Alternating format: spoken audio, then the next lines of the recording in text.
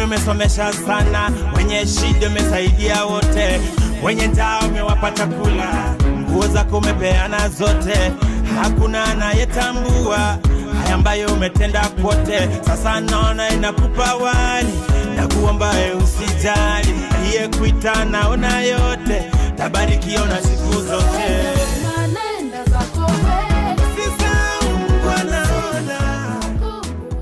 Good evening and welcome to The Nest. My name is Maureen Waititu, and as always we bring you stories to inspire you, stories to encourage you, and also to motivate you to do the positive in the community. Here we talk about the good, the bad, the ugly, but at the end of the day is how to become better.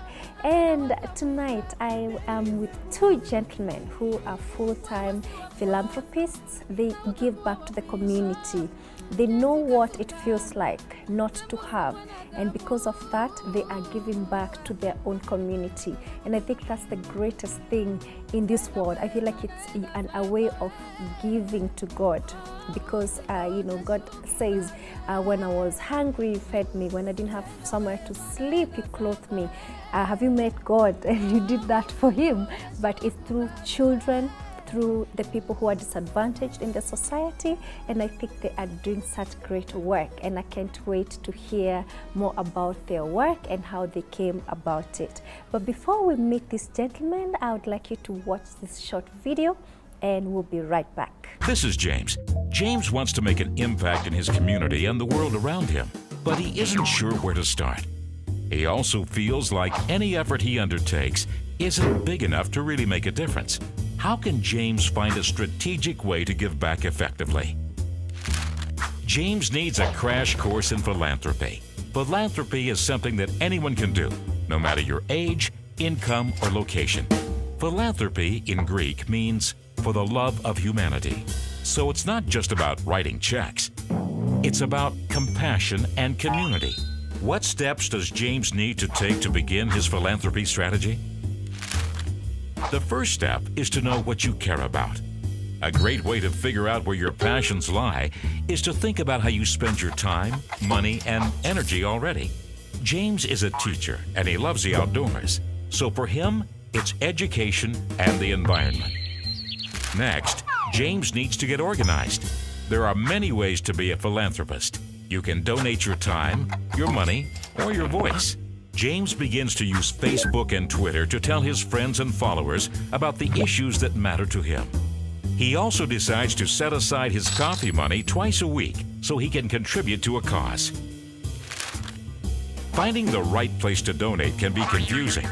Many organizations try to rate charities based on their financial metrics, but James also wants to know who is getting results. He finds an organization that is successfully helping to reforest thousands of sequoias, his favorite tree. He makes a contribution with the money he's been saving, and his donation enables 20 trees to be planted. James wants to use his influence to get more people involved. He tells his second graders about his tree project and encourages each of them to donate a quarter every week for the giant sequoias. After 3 months, his class is able to plant 30 more trees. Pretty soon, the principal takes notice, and before long, every classroom in the district has joined James' Tree Campaign. Gina's daughter attends school in the district where James teaches, and she has noticed her daughter's enthusiasm for the project. Gina wants to multiply the impact of the idea, and due to her high profile and financial resources, she can. Gina needs a large-scale philanthropy strategy. James was able to mobilize others to take action on the issues that matter most to him. Gina is taking his idea and helping it evolve strategically, dramatically expanding its reach. James used to think that as one person he couldn't make a difference. But he's come to realize that he does have the ability to inspire others and truly make an impact. Philanthropy is for everyone. Philanthropy is for the love of humanity.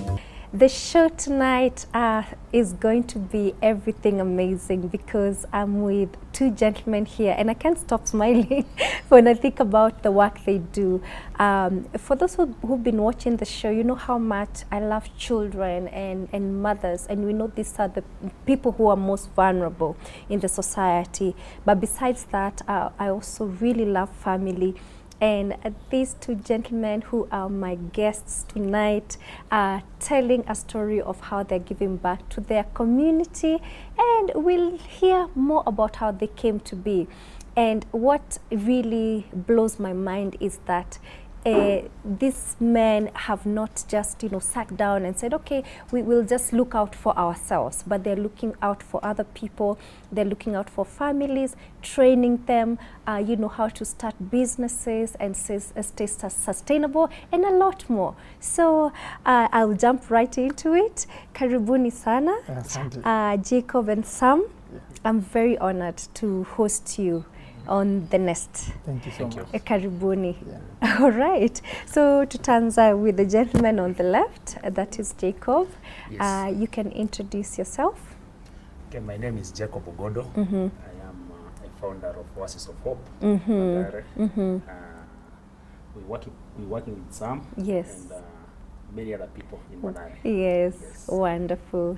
Yeah. And Sam. And as you've heard, my name is Sam. Yes. Sam Loco. Sam Loco. Yeah, Okay. I'm an actor. Yeah. That is my film name, but Nice. my identity, in case you send money, Yes. John, Yes. yeah, John Samuel Odhiambo. Mhm. I'm an actor, filmmaker, yeah, and man of many hats. Yeah, so many that we can't discuss them now. I know. And I know I'm that. so happy to be working with Jacob Yes. and the team behind, as you said, and the community at large. It's amazing. Yeah. It's amazing to see two gentlemen holding our society. You know, there's a time I do a lot of conversations, and I met this person who said that especially Kenya is a fatherless society, and fatherhood doesn't mean raising your own children, but being a man in the community who takes care of his community. And I see fathers in you, I see big brothers, I see everything good, sons in you. And I'm just honored to know that I'm sitting across two gentlemen who are doing amazing work. And once again, Karibuni. We'll just go right into, you know, just getting to know a bit about your background. Like, you know, there must be a reason why you came together, and there's a story. You know, like we said, childhood starts everything, and I'm sure your story starts from way before. Yes. And so, if you don't mind, and we have a bit of time, yeah? We'll start with you, Jacob, where you can tell us where you were born, how you grew up, to who, how many siblings, where did you go to school, just to have a bit of your background. Okay, Yes. as I said, my name is Jacob. I was born in Madare, slums. And I'm the second born in a family of 4. And fortunately, unfortunately, I lost my parents early. Oh, I'm so So, sorry.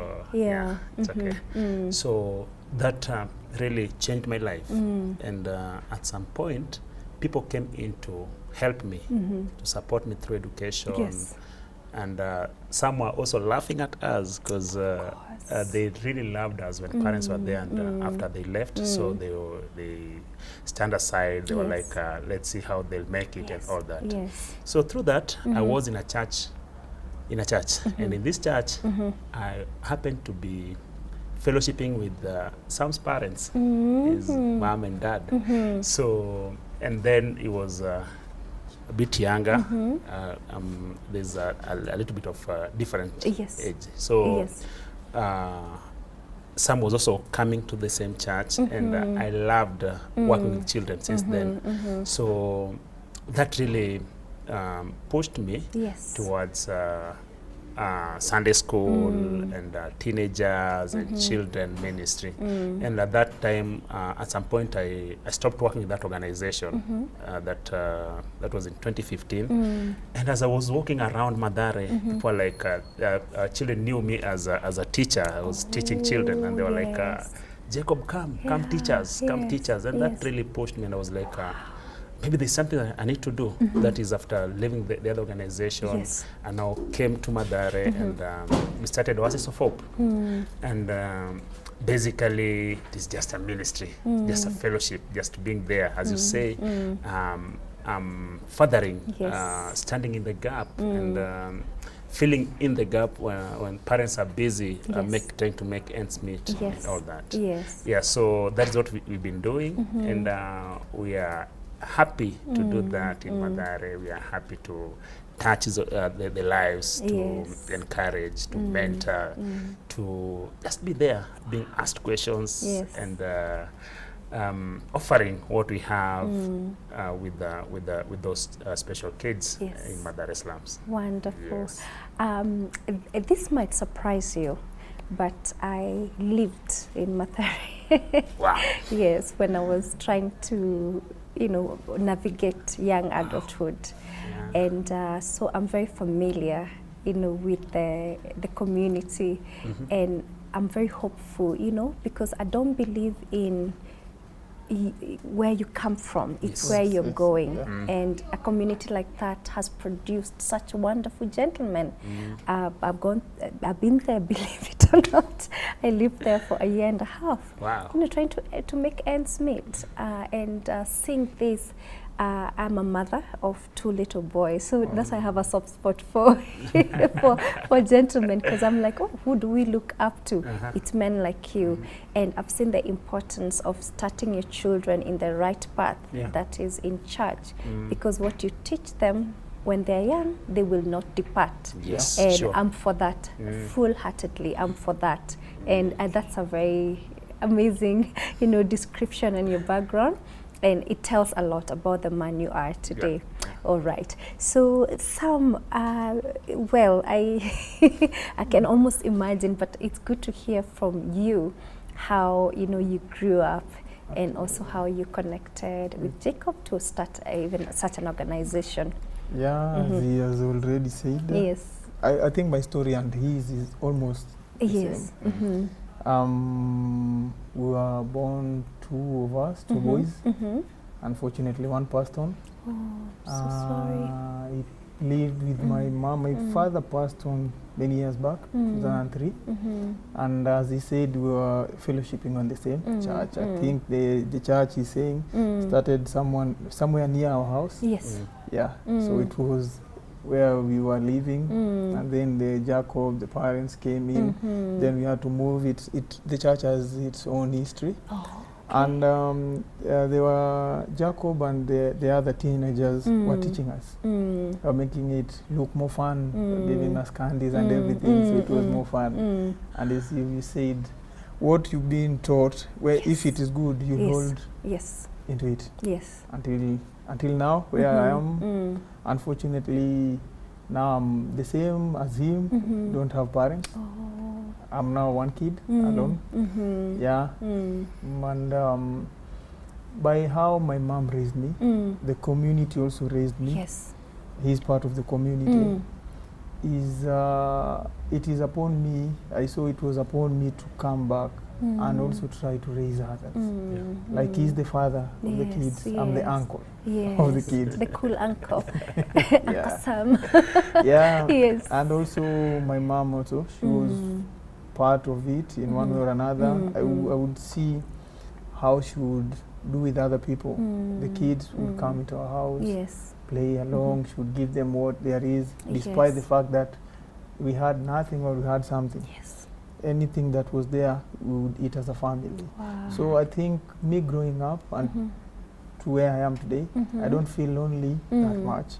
Because when I look around people like Jacob and the community, the people who raised me Yes. in a good way, we have bad and a good way. So you feel like I'm not alone. I'm not one person. Yes. I have brothers and sisters. So it is the same thing. It is upon me and the others, especially me. I normally feel like, let this kid not feel he or she is alone. I'm here like your brother. Yes. It is not only about me coming to teach you, not only me coming and singing with you, it is also about me forging the family Yes. between us. Yes. Yeah, that's what we do, and it's more or less, it's more fun nowadays to us. It's not like a business job or Yes. something, no. when I'm not part of it, you feel like empty inside. Yes, Yeah. yes. I am blown away. I think I did not expect, you know, to have such a background. Yeah. And what's standing out to me is, you know how it feels not Yeah. to have. Yeah. You know how it feels to feel all alone in the Yeah. world, and you've made a decision and you're acting on it, that as long as we're in this community, we will stand in the gap, as Sure. Jacob Yeah. says. But I would like, this is just, you know, to break the ice, yeah? Are you able, away from church, away from that part of life, I think I want each and every one of you to just explain how childhood was, boyhood, coming into manhood now. Like, what are those things, again, in between, other than the major events that have made you the man you are today? Jacob. My childhood, Yes. now growing to be an adult, was said Mathare as a slum. Yeah. It is known of bad things. Yes. And growing up, Yeah. it was not unexceptional, because crime was the order of the day. Yeah. Drug abuse, Yeah. there are a lot of negative influence, negative energies, and all that. Yes. So it wasn't really easy. And then as a person who did not have parents to Yes. look up to, and many a times you were not even sure of getting your meals, Yes. not sure of a place to sleep, and all that.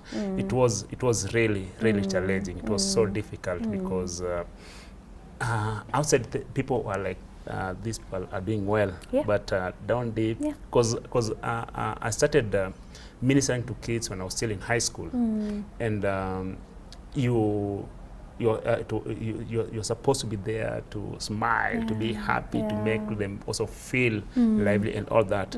But down deep, your heart, you don't know, like, what am I going to take tonight? Wow. Where will I sleep tonight? At times you are out of school because of school fees. Yes. Like you're sent home, and before my mom passed on, Yeah. she was really hardworking, trying to make ends meet, Ends because meet, yeah. my dad passed on first, and then later on my mom passed on. So it wasn't that easy for her, because she was a business lady, and then was a single mother who had 3 boys who were also like who could be easily influenced to be into drugs and all that. So my childhood wasn't that easy, and then there were no people like to take us through that. There were not people to teach us, like to direct us. But luckily, I was in church, and that really helped me to be who I am today. And also the teenage program that I was in the church really played a big role to make me what I am today. Yes. Today, again, people are like everyone for himself and God for us all. Yeah. So we see a lot of teenagers, some are losing lives in the streets, Very true. some are being killed, Very true. some are in jail, some are in drugs and all that. Yeah. So that is why we are here today, just to show them the right path, to lead them to ways that maybe they'll come to remember in days. Like I was with a certain point, it was like he was arrested and was in remand for like 2 years. And he was like, when he was entering that gate, he was like remembering what the mom used to tell him. So that really spoke volume on me, that what we say not go in vain. It's true. They might not seem to listen that at this particular moment, but later on they'll come to remember that. Stays with them. Yes. So that has really pushed us, it has inspired us, and we are walking that journey. We are trying to make a different Mathare, so that when you come to Mathare in years to come, the bad stories will be gone, and we'll have now new stories. Yes. We'll now have new people, a new group of teenagers, and even young men who are now taking over from the other generation. Yes. That's so commendable, Jacob. You are, both of you actually are very well spoken. You know, it gives a glimpse of hope, because a lot of people lose hope just because they lack something. They feel like, oh, because we come from this community, we can't go far enough.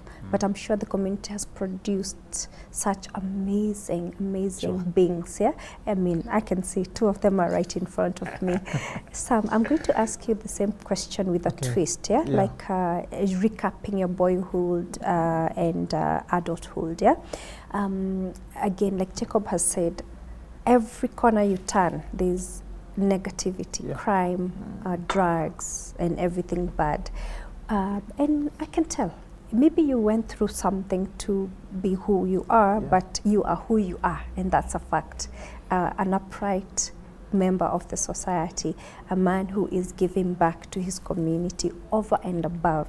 So what do you think made you the man you are today, again, with your childhood? Yeah, for me, it's a little bit different.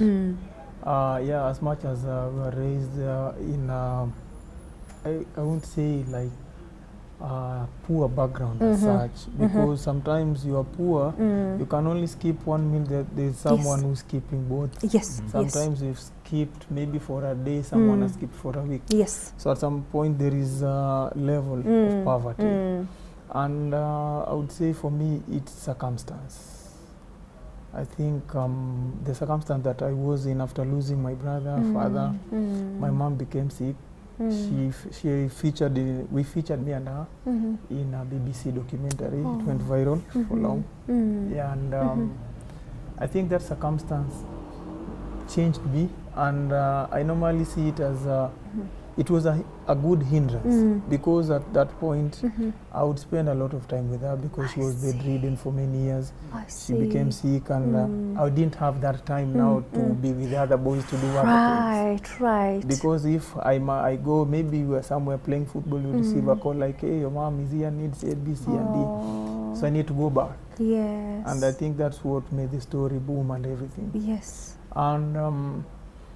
And at some point it was like a nuisance to me because I didn't have my own time as a boy. But nowadays when I reflect into it, it shaped me to be a man earlier. Yes. That's one of it. Absolutely. I had to like think further than my age. And I am nowadays so happy about it. And also, as I said earlier, I'm a son of the community. Yes. A good part of the community. It is from my mom, the way she brought me up, and the way she was someone good-hearted. And people related to her, and they expected like the son to be. So I didn't have any other choice. I see. I had to follow her steps and to be a good person per se, not somehow good. Unajua mtaani, Kweli? you cannot be good to every person. No. Yeah. As I can be good to Watakuzoea. Jacob and to your Yes, side. yes. Takwambia ule mlina fulani. Yes. You reciprocate what you get. Yeah. Yes. So to others maybe at that point nilikuwa fala fulani because I didn't join in to the things. Yes. But in the long run, I lost friends. Others were killed, others stoned, others now you can see them, their life has changed because of the scars and many things, drugs and many things. And I don't know, I can't tell you how I escaped, but I'm always happy that I did not follow that route. That path, Until now, it is my hope and prayer that the kids that we nurture, the kids that we have, I'm more realistic to myself, like I can't have 100% of them transition to be we. Very true. Wow. But I normally pray one or two to follow the steps. Yes. Because now today I'm here, I didn't know that I'll be with this person who was teaching me, Jacob. Imagine. You understand? Yeah. So it will be pride for me to see someone else to come to be with me and Jacob here and do the same thing. Yes. Yeah, and it is a pride, and I normally love and appreciate the community for the trust they gave us or me per se, and the hopes they had to put instill in me, like it is possible, and indeed it is possible now to help other people. Wow. Yeah. Goodness me, you guys, I could sit here and listen to you all day. Yeah. All day. I must commend you, and I must give you your flowers. Thank you so much. Yeah, to just say there is, again, I think God, when God has picked you for his purpose, the same way David was out, with the sheep or herding, and he said, that's the one I want. Yeah. He was tiny, he was weak, but that's the one God chose. And I don't know, I can't help but think of you in that context, because I'm seeing the worst case scenario, you being all by yourselves, learning through grief and loss, and then now not only surviving and standing on your own 2 feet, but covering others because of the goodness in your hearts and whatever God has put in your hearts. So I'm very grateful to just sit across here and hear more about your work. Believe it or not, we are already taking a short break. We've not even introduced Oasis of Hope, but we will, and we'll quickly just take our audience through exactly how it came to be, and also what you're doing and what the future looks like. Okay. Right. All right, guys, I can't believe it. It just feels like 2 minutes and we've already powered through half of the program. But when we come back in a few seconds, Jacob and Sam will take us through this organization they're running in their community, and to encourage you. You don't have to wait until you have too much to offer. Again, I'm learning, just have the heart and God will open that door. Don't touch that dial. We'll be right back.